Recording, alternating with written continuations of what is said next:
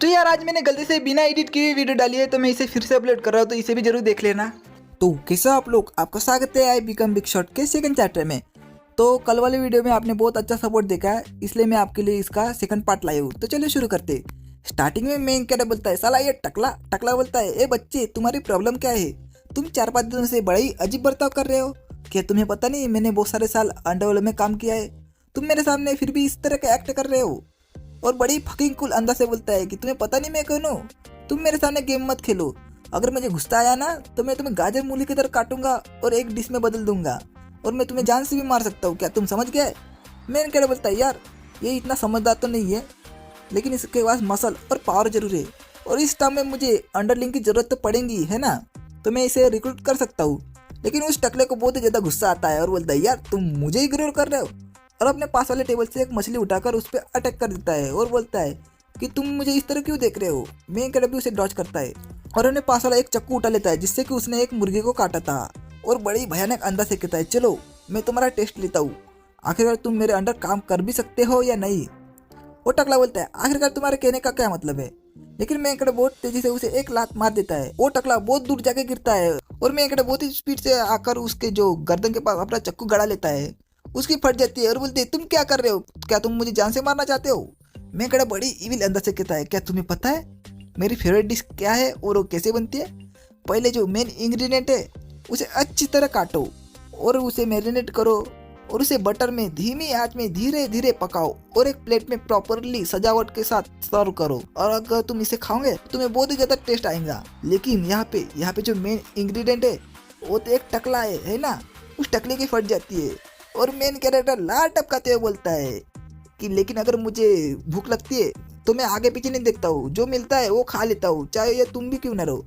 उस टकले की बहुत ज़्यादा फटती है और बोलती है, मम्मी रे क्या तुम आदम खोर हो? क्या तुम मुझे सही में खाने वाले हो?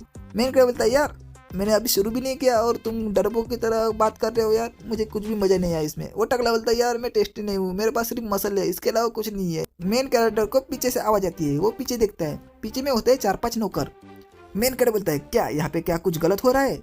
वो लोग बोलते हैं, नहीं नहीं हम तो सिर्फ यहाँ पे झाड़ू मार रहे हैं। दूसरा बोलता है, मैं यहाँ से पोछा मार रहा हूँ।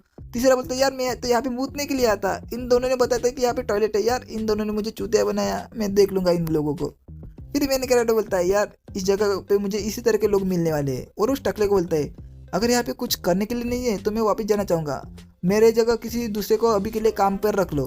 फिर पीछे से वही लड़का आता है और बोलता है कि अभी क्या तुम्हारा काम खत्म हो गया है? क्या तुम मुझे किसी टेक्निक को सिखाने वाले हो?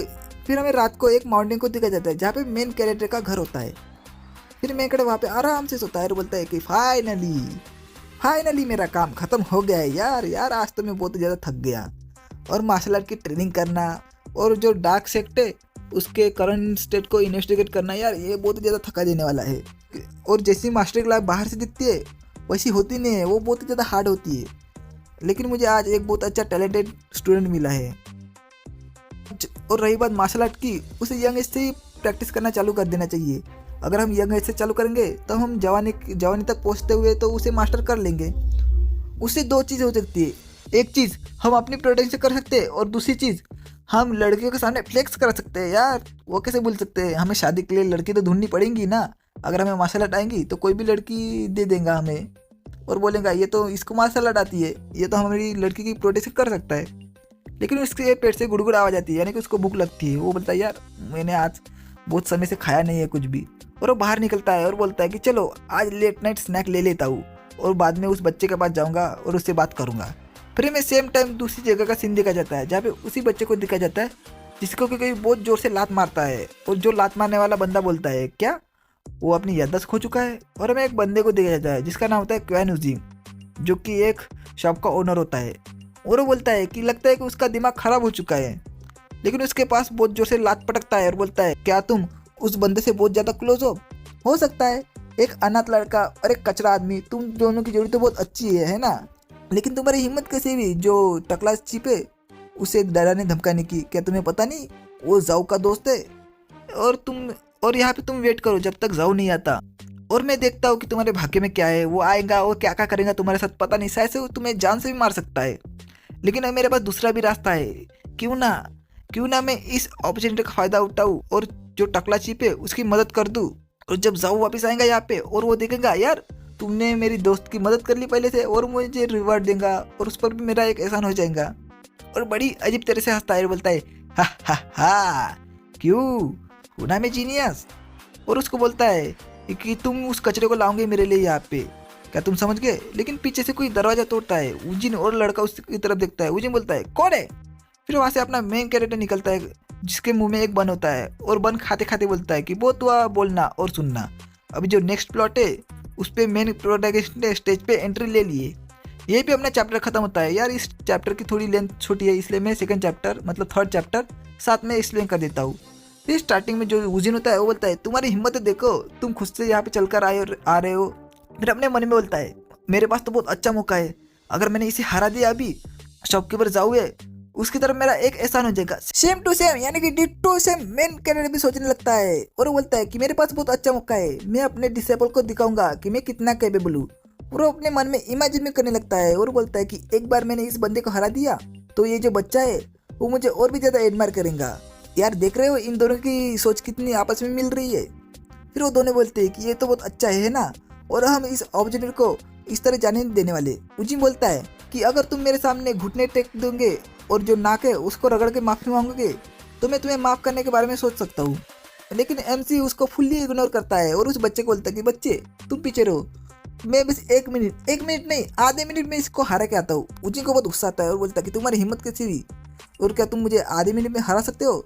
शायद से तुम्हारी जो याददाश्त है वो खोने के बाद तुम पागल हो चुके हो है ना।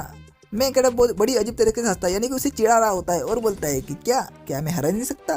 फिर उजिन को बहुत ज़्यादा गुस्सा आ जाता है और उस पर अटैक कर देता है और बोलता है कि एक कचरा आखिर कचरा ही होता है। लेकिन मैं कहता भी उसे डॉच करता है और उसका हाथ पकड़ के एक धोबी बचार मार देता है। उजिन बोलता है भाई अभी क्या हुआ, ये कचरा ये कैसे हो सकता है और बहुत घबरा जाता है। मैं कहता बोलता है कि स्लोली उठो यार, ये तो बहुत अच्छा लग रहा है, मैं बहुत समय से इसे करना चाहता था। हालांकि मैं उस फ्लैशी टेक्निक को कैजुअली यूज नहीं कर सकता लेकिन मेरे जो बॉडी में इटर्नल एनर्जी और मेरे फिस्ट और किक की मदद से मैं किसी को भी हरा सकता हूँ। उजिन उसके लिए देखता है बोलता है क्या हो रहा है भाई।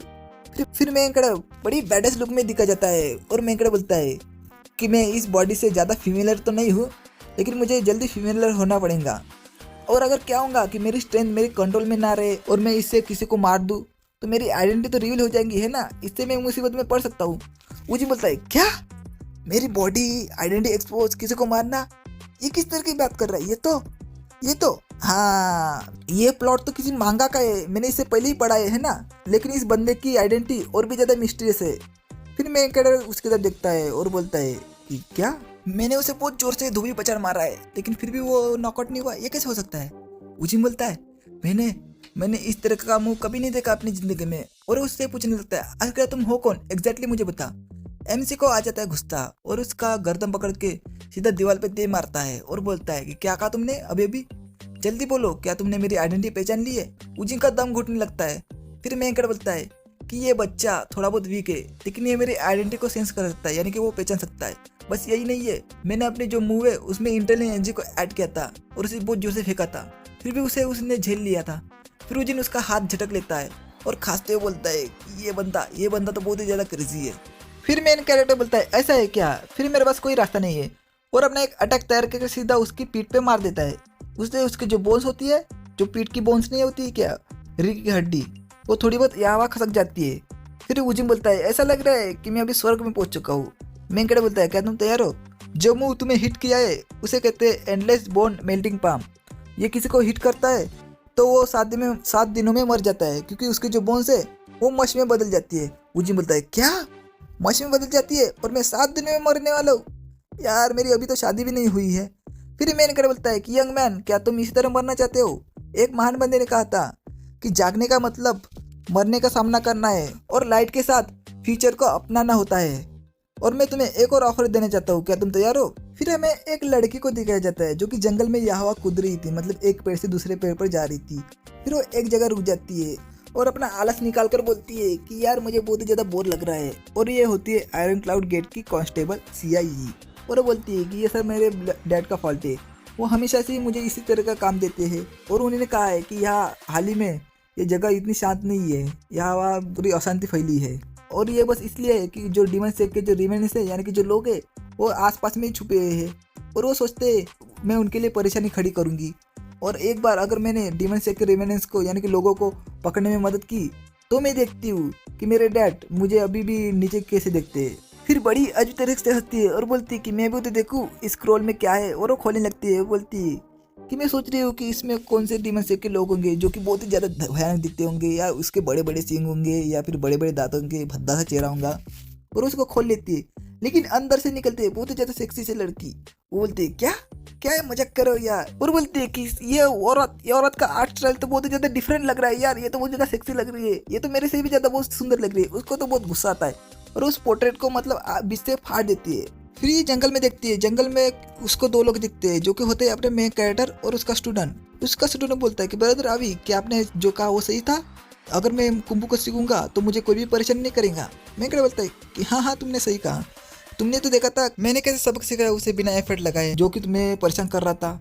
ना सिर्फ तुम्हें कोई परेशान करेगा बल्कि तुम्हें सब लोग एडमायर करेंगे। लेकिन मैं कैरेक्टर बोलता है कि हालांकि एडमायर की जगह मैं किसी का पीछा करना चाहूँगा। फिर वो बच्चा बोलता है कि मेरी सिस्टर ने कहा है कि मास्टर के सामने झुकना चाहिए। फिर वो बहुत जोर से झुकता है, मतलब अपना सर जमीन पे बहुत जोर से पटक देता है।